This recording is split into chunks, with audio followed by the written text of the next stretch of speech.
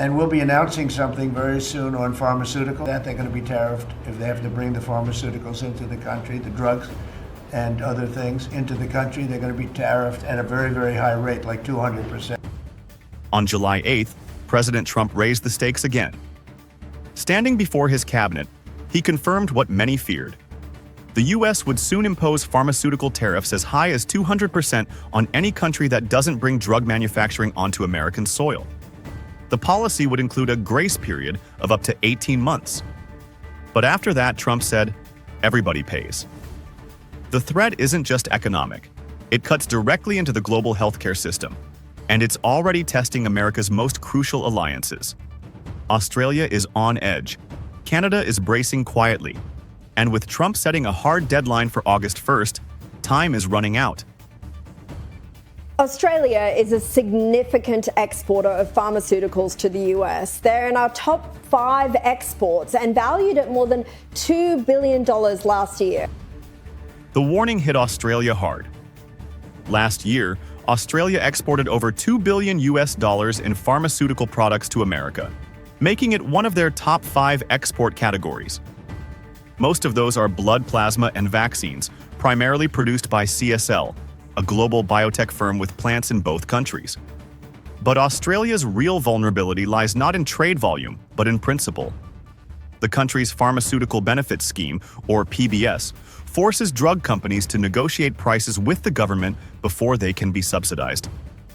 It keeps medicine affordable for Australians, but it's long been criticized by the US pharmaceutical lobby.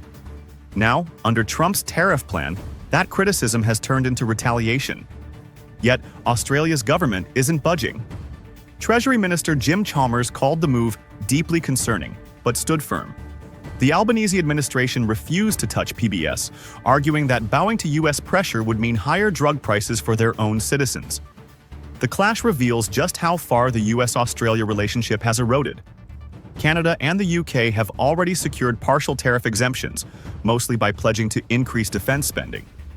But Australia remains on the outside, without a meeting and without a path forward. Canada does send a lot of drugs to the United States. We have some generic manufacturers right here at home, and vice versa. We receive medications from there. While Australia confronts the threat head-on, Canada is playing a different game. As of early July, Canada hasn't received a pharmaceutical tariff letter. But the risk is real. According to MedTech Canada and industry experts at the University of Toronto, Canadian drug supply chains span multiple borders, often crossing the US 2 or 3 times before reaching patients. Around 80 to 90% of raw materials used in pharmaceuticals come from China or India. In this tangled web, a 200% tariff would be devastating. Health Canada has already begun compiling a list of critical medications to insulate from shortages. Canadian associations are feeding data directly to Canadian leadership. Behind the scenes, Canadian experts are working with American health experts and lawmakers to argue for exemptions on humanitarian, not just economic grounds. Unlike Australia, Canada isn't confronting Trump with a headline, but it's building a firewall from within. Trump's strategy is straightforward. Raise the tariff bar so high that countries will be forced to negotiate bilateral trade deals. It worked with steel. It worked with autos. Now he's applying it to drugs. But the calculus is changing. Tariffs on pharmaceuticals don't just hurt manufacturers. They ripple through hospitals, insurance systems, and patients themselves. That's why even US senators and medical lobbyists are reportedly pressuring the White House to scale back. Yet Trump remains unmoved. He insists that August 1st is the deadline. Everybody has to pay, he said. And if they don't want to pay, they can stop selling into the US market altogether. That posture may yield short-term leverage, but it's also causing long-term damage, especially with allies who once viewed the US as a partner in healthcare innovation, not a tax collector. For Australia, the fight is public. For Canada, it's quiet. But both are being pulled into a geopolitical storm where medicine becomes leverage and access becomes privilege. The coming weeks will show whether Trump's tariff play succeeds. But one thing is clear already. The world's closest allies are no longer backing down without a fight.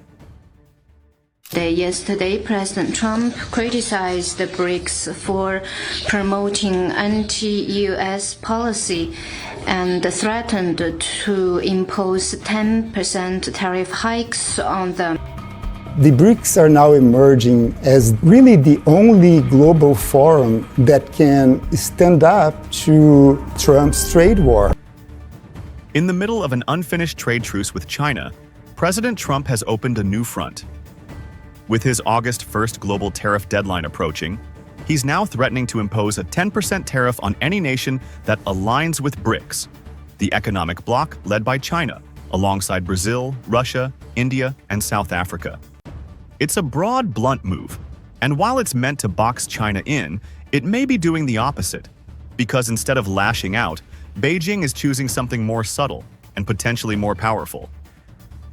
Back in June, President Trump declared that a trade deal with China was signed and sealed.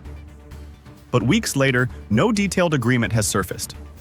The only thing both sides confirmed was a temporary truce, a 90-day pause on escalating tariffs, set to expire in mid-August. Instead of focusing on finishing that deal, Trump has expanded the fight. On July 7th, he warned that any country linked to BRICS policies, including using non-dollar currencies, building alternative supply chains, or participating in infrastructure cooperation, could face new U.S. tariffs. This message directly impacts countries like India, Indonesia, and Brazil, nations that aren't anti-American but are part of BRICS Plus. It's a sweeping threat that risks alienating both rivals and strategic trade partners. And once again, Trump is using tariffs not just as economic leverage, but as a way to force countries to pick a side. And threatened to impose 10% tariff hikes on them. What's your comment? BRICS is an important platform for cooperation among emerging markets and developing countries. Cooperation. It is not a bloc for confrontation, nor does it target any country. On the U.S. tariff hikes, China has made its position clear more than once. Trade war and tariff war have no winners, and protectionism leads nowhere. China has not responded with counter tariffs. Instead, its foreign ministry chose careful, deliberate messaging. Beijing emphasized that BRICS is an open, cooperative platform, not a political alliance aimed at anyone. It said tariff wars have no winners, and that using trade as a weapon would backfire on everyone. At the same time, China is strengthening its position through diplomacy and long-term investment. Over the past month, Chinese Foreign Minister Wang Yi held high-level meetings in France and Germany. The focus? Green energy, multilateral cooperation, and strengthening trade outside the dollar system. Projects like the Dabai nuclear plant, solar installations in Greece, and joint energy infrastructure in Germany are part of a wider push. It's Beijing's quiet answer to tariff pressure: create more partners, not more enemies. Meanwhile, within BRICS, China is expanding local currency trade, but doing so without direct confrontation. Countries like India have clarified they're not abandoning the dollar, even as they conduct more rupee-yuan transactions. It's a strategic shift. Rather than escalate, China is reframing BRICS as a development-first bloc, winning sympathy from the global south, while Trump's threats grow broader and harder to enforce. Makes sense. So it's very hard to make sense of Trump for companies.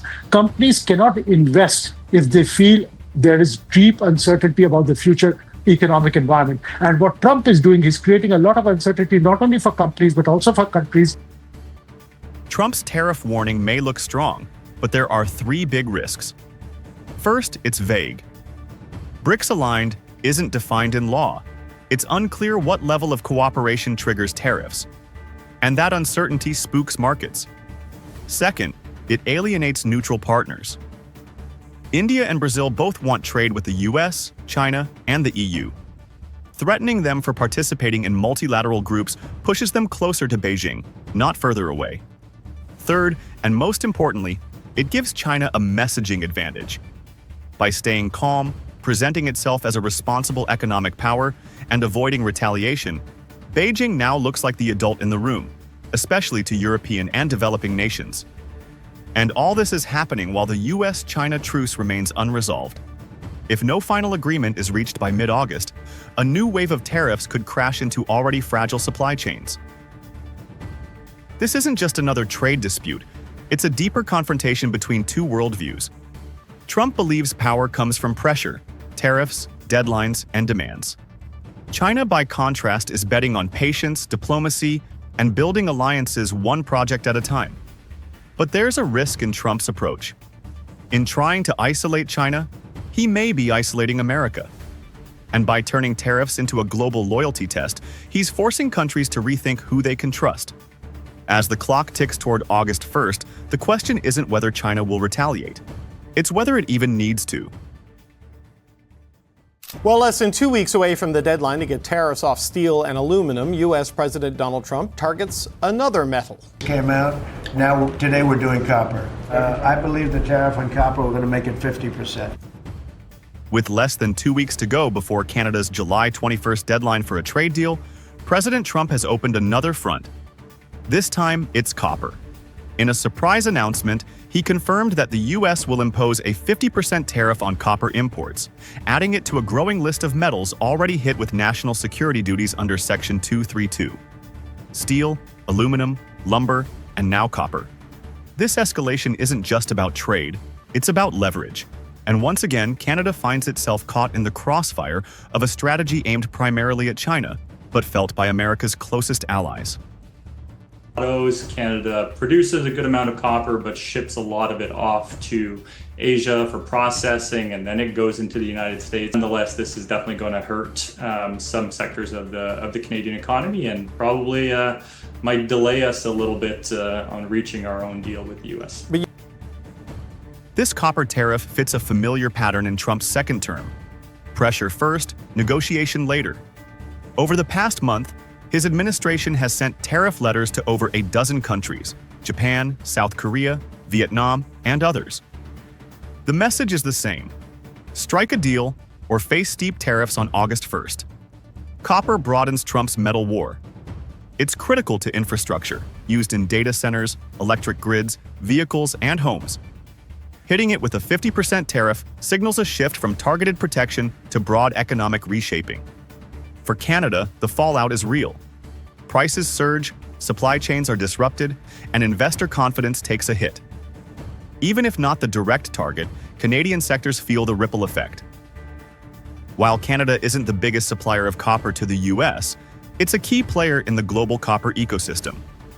Much of its production is refined in Asia before entering US markets. That means Canadian exports, though indirect, get swept up in the tariff net. This isn't just a paperwork problem. The sectors that rely on copper, energy, automotive, telecommunications, are all deeply integrated between the US and Canada. When one piece of that chain gets taxed, the rest slows down. Canada had already made major concessions. On June 30th, the Carney government officially dropped its digital services tax, a policy estimated to bring in over $1 billion Canadian dollars annually. The move was designed to reopen stalled trade talks with Washington. And for a moment, it worked. Negotiators were back at the table. But Trump didn't reciprocate. Instead of easing tensions, his team expanded them.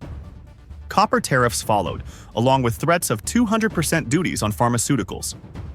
Canada now faces a dilemma: give more ground or stand firm. Behind closed doors, Canada has reportedly floated a national security and defense pact with the US, a way to secure long-term tariff exemptions under Section 232. But there's no sign yet that the White House is willing to make that kind of deal. Canada's internal deadline is firm, July 21st. If there's no deal by then, Ottawa plans to reimpose retaliatory tariffs on American steel and other goods. The US deadline is August 1st, giving Trump the upper hand in timing. But this extra time hasn't brought clarity. Trump's trade team operates on a zero-sum logic. In their view, there's no room for balanced compromise, only victory.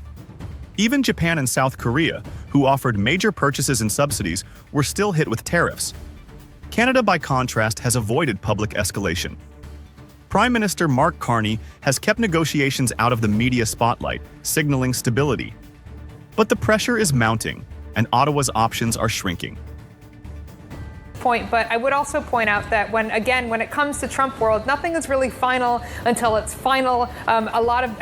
Just look at the way that he's been characterizing a lot of these talks. What started as a copper tariff could derail a bilateral trade reset. The longer this standoff drags, the harder it becomes to return to the USMCA framework both sides once agreed to. Canada isn't backing down, but neither is Trump.